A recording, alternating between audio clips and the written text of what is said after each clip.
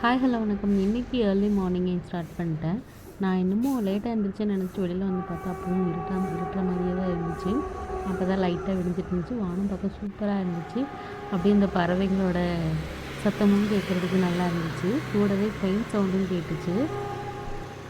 Already லேட்டாகவே தான் எந்திரிச்சோம் அப்படின்னு சொல்லிட்டு வேகமாக வேலைகளை ஸ்டார்ட் பண்ணேன். எந்திரிச்ச உடனே ஜூஸ்லாம் போட்டு குடிச்சிட்டேன். இன்றைக்கி சொரக்காய் ஜூஸ் தான் போட்டு குடித்தோம்.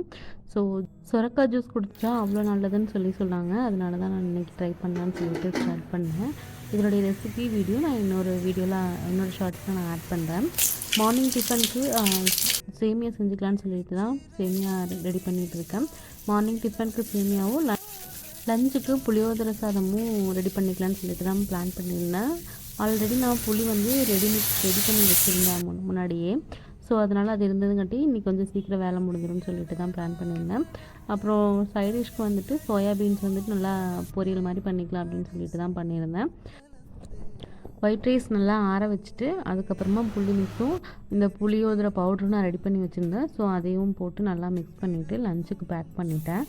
அப்படியே சோயாபீன்ஸ் பொரியலும் வந்துட்டு ரெடி பண்ணிட்டேன். சோயாபீன்ஸ் பொரியலுக்கு கரம் மசாலா, கொத்தமல்லி தூள் அண்ட் தென் மிளகாத்தூள் இது மட்டும் போட்டு செஞ்சுருந்தேன். சூப்பராக இருந்துச்சு இன்றைக்கி இந்த சோயாபீன்ஸ்.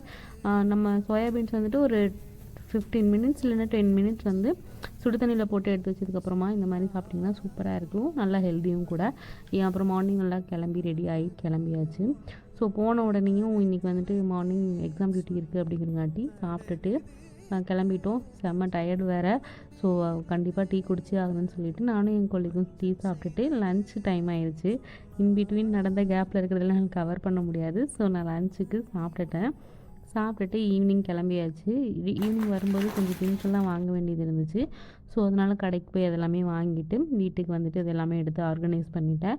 ஸோ ஆர்கனைஸ் பண்ணுற கேப்பில் பால் வாங்கிட்டு வந்திருந்தேன் அப்படிங்கிறங்காட்டி பாலையும் நல்லா சூடு பண்ணி வச்சுட்டேன். இன்றைக்கி என்னோடய டே இப்படி தான் போச்சு. உங்களுக்கு எப்படி போச்சுன்னு மறக்காமல் எனக்கு கமெண்ட் பண்ணுங்கள்.